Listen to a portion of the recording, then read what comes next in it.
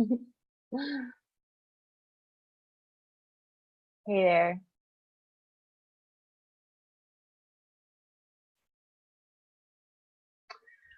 All right, so welcome to day 2 of a year by design. Today we're building up to new heights.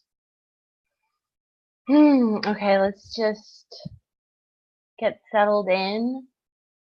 If you have your pen and paper, that's great. We'll be using that. Maybe you have some cozy drink with you.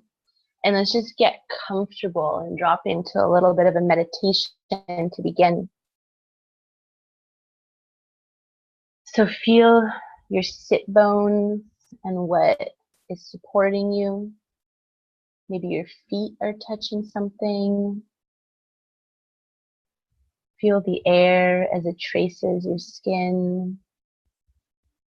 Maybe just slightly, ever so slightly move your spine, just to presence yourself in your body.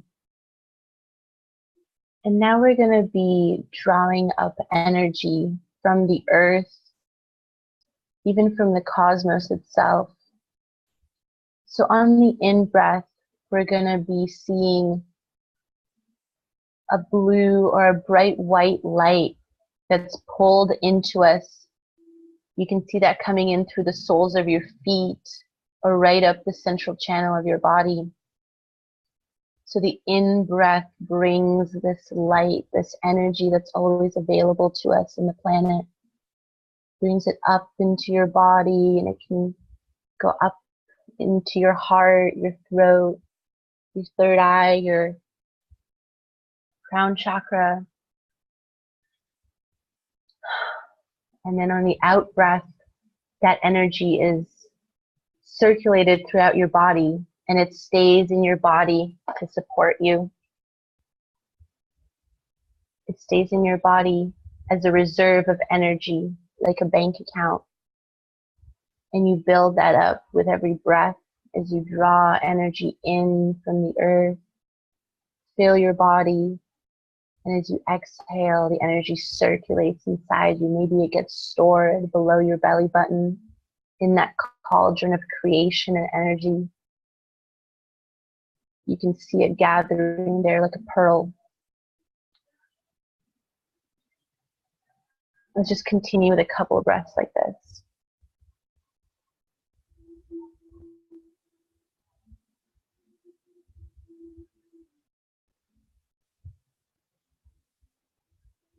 I really love practices that help us to gather and to store energy.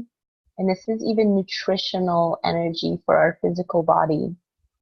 Because there are times in our life when we may not be able to, we may not remember in that day to choose to gather nutrition and gather energy into our body. And that will be a day or a time when we are drawing upon our reserves. So it could be a stressful time where we are needing to dip in to what we have and give more than usual, use more than usual for our daily activities. So this is even a practice, what we've just done, this gathering energy as light from the earth. It could be done at any moment in the day. So I could even be doing this right now as I'm speaking with you, and nobody would know. So as you get more and more proficient in this, as you practice this more, you will be able to gather and store more energy. This is all just done with our intention and our visualization. And as I was saying about a couple of things yesterday, this may seem simple, and at the same time, it is so effective. The magic of this world, of this universe, as far as I can tell, is that so much is done with our intention and our visualization. So today we're talking about aligning with our highest good, about hearing and acting from our greatest joy. We're going to be talking about daily practices for a personal paradise. I love that one. We're going to be creating health in the body. We're going to talk about living tuned in and without pushing against energy. We're just flowing with what is.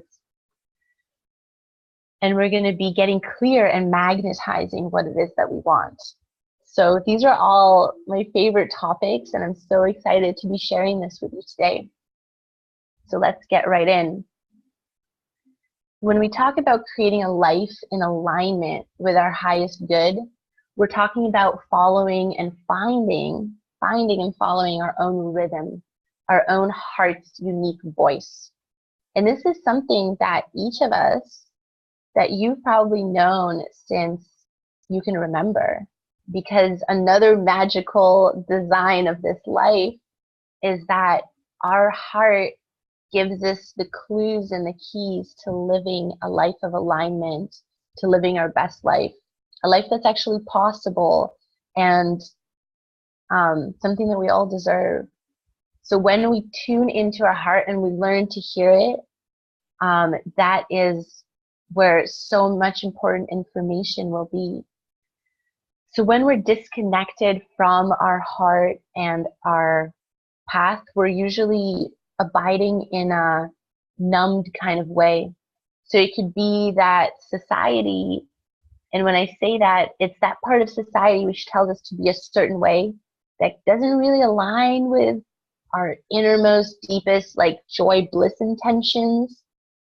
And then we kind of put ourselves in there, and there's this disconnect, this like unharmonious sensation. And as we spend months and years in that kind of activity, there's a numbing that goes on, because to some degree it is emotionally painful.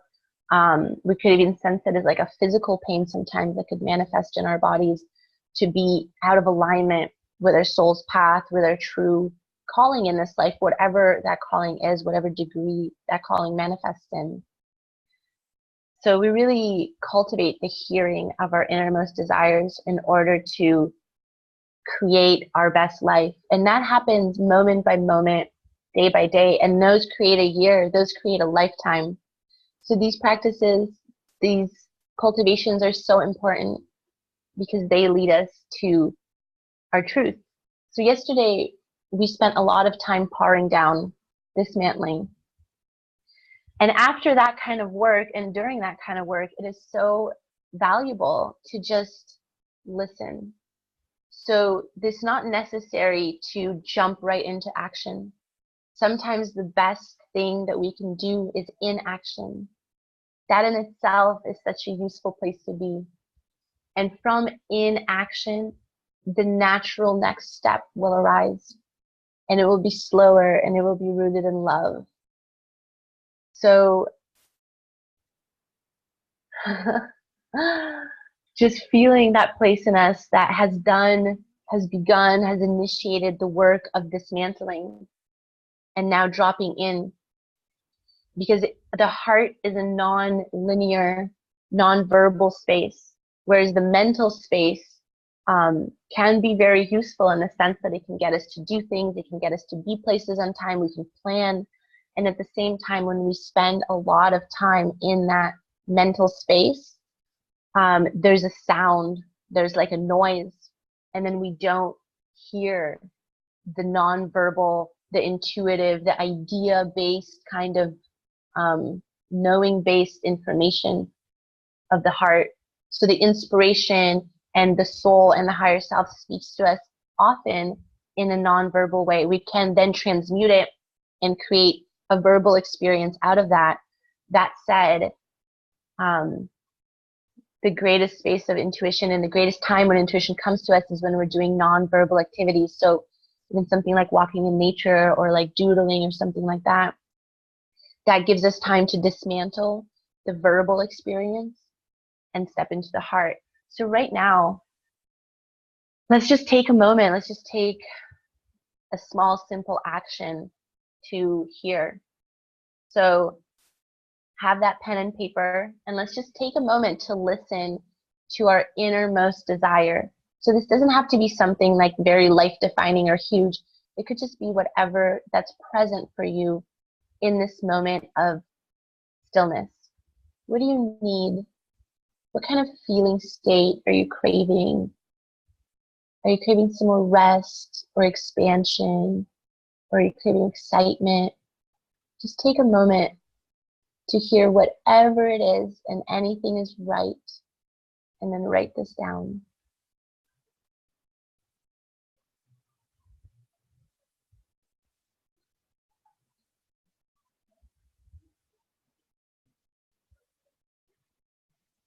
And then as you've written that down, let's write a loving message to ourselves, kind of like a permission, an encouragement, or a blessing of us creating this need, of us manifesting this need for ourselves. So if I'm craving more relaxation, and that's the need that arose, I would write something like, with love and respect, I give myself the time and space to focus on relaxation. And I will give this to myself by taking 10 minutes for tea with no distractions. So make something in your own words where you're giving yourself permission and kind of like almost like a promise to yourself or an offering to yourself. Just take some time to create that.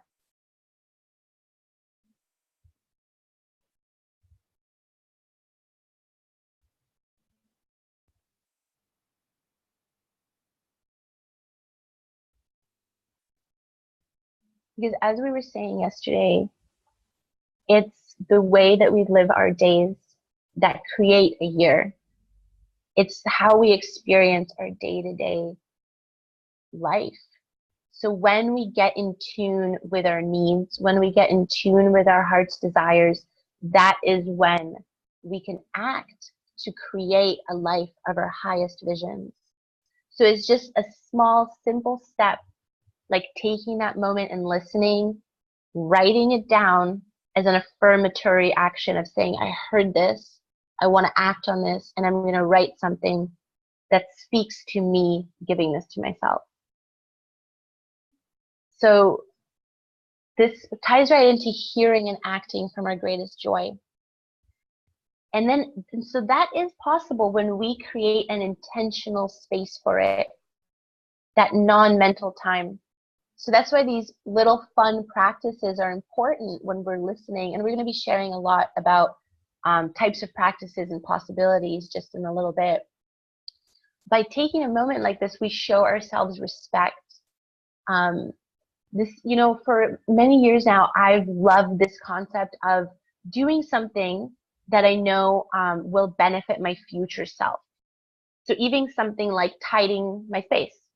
So maybe in the moment of noticing that the space needs to be tidied, oh, I don't really want to. And I know that when I come into my space and it is tidy, I feel relaxed, I feel really blissful, I feel at ease. So I give my future self, which could be just an hour from now, I give my future self that respect and that adoration by doing a small action right now. So this is a way that I commit to my well-being. So this is something that we can all do, and it's just cultivating that little bit of willpower to take small little moments of time where we create actions that serve our greatest good, that serve our heart. And we can also call down our soul by doing actions that connect us with it. We can literally internally, verbally say, I call down my soul in this moment. We can call down energy like this. We can say, I call in my greatest capacity of energy right now. I call in my presence of embodied love and divine grace. And this is something that you can do in your own words. And it's something that's so effective because it connects our mental, verbal brain with our intuitive heart. And this is just all that's required, the intention and the request and the desire to say, I call in my soul. I now more fully embody my soul and live from this place. So we have this capacity. This is so available to us. And it's these little tweaks, these little grounded, simple practices that give us this embodied capacity. So let's just activate our heart space. And this can be done via massage, via listening. So what I really like to do, first of all, posture.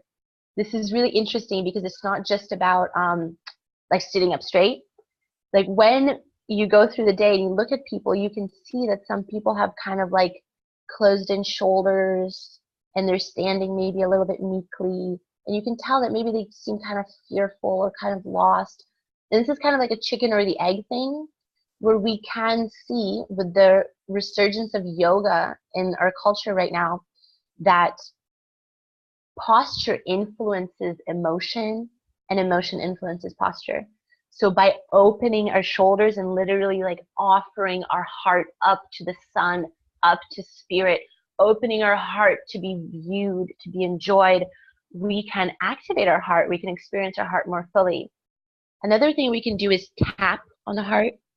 So I'll just do this where I'll just like slightly tap on the heart. And I will even do this at times when I'm feeling triggered or when I'm feeling angry or something, because anger is sometimes, it can involve a mental experience where there's like some story or some words happening. So I'll just even like massage the heart space just to get it presence, to get it activated, to feel it and get it involved in my experience, to center and root myself there. So maybe this isn't even a place that we really touch that much throughout the day. Maybe we kind of just wait for like our lovers to touch us here, or maybe this doesn't get so much of our presence.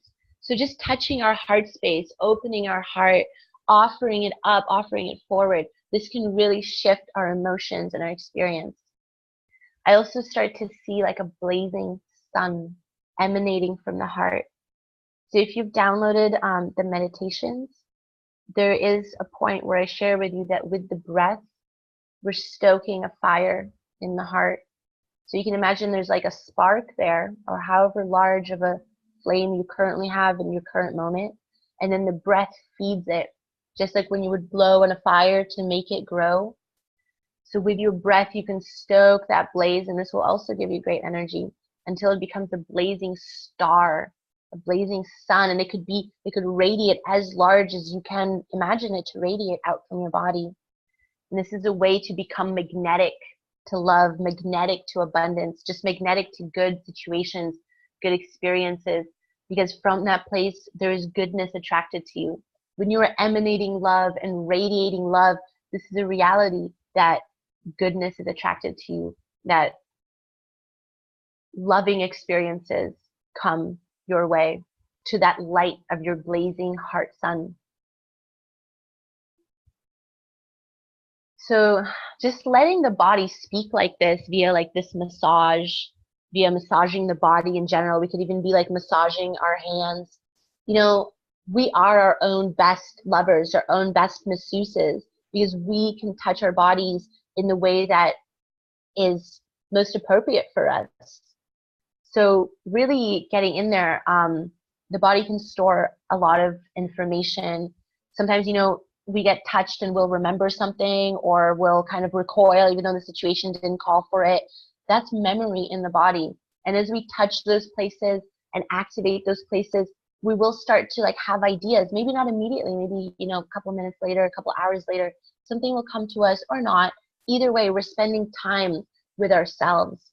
And that is something that shows our own souls, our own higher selves, our own even conscious selves, that we are committed to us having a good experience, committed to us having the best life. So let's just do a little bit of this right now. There's a certain thing that's even done during Qigong, and this is kind of like tapping on the bones, tapping all the way up the body and like down and out. So you can do this, you're kind of like tapping and activating the bones, and you can tap on your kidneys, and you can tap down your legs. And this is something that's so awesome to do. I find this great when I'm just waking up and it's kind of, the body's kind of like a little bit groggy, and it's really nice to like receive some energy in that way. Yeah, so these are all things that you can activate for yourself at any moment. They only take a couple minutes, maybe even a couple seconds, to support yourself in this way. So this moves us right in to daily practices. So daily practices are really about creating your personal paradise And I love to think about this as a commitment to paradise. So we've heard the phrase heaven is on earth. And I see that to mean that I get to create my heaven in my life. So by committing to paradise, I choose the actions, I choose the daily activities that will nurture my heaven to manifest in my life. So there are a couple of things that will really make this possible for you to have, like maybe there's practices that you've heard about or that you know about and you've kind of done them here and there, or maybe there's some that you would like to do but you're not sure like how or when you're going to slot them in. So there's just a couple things that are very practical before we dive in to the practices themselves and give you some examples of which ones are like juicy and possible. So the first thing is timers. Okay, so this has really revolutionized my optimization of my day.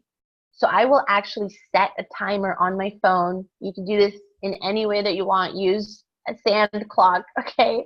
And I will say that, okay, I'm committing to 5 minutes for this activity. And by setting that timer, that gives me a container. So I don't need to keep checking the clock.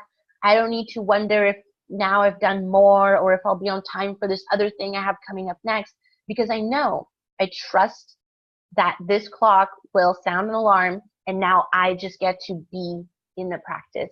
I just get to be in that nonverbal space now. I've eliminated to the greatest extent possible that part of me that worries or thinks about the time or thinks that part of the mind that likes to plan. I've taken care of that. So the timers are an incredible way to make space in your day. So this is something that you can set to for your practices that are short. You can even set this for something that's longer.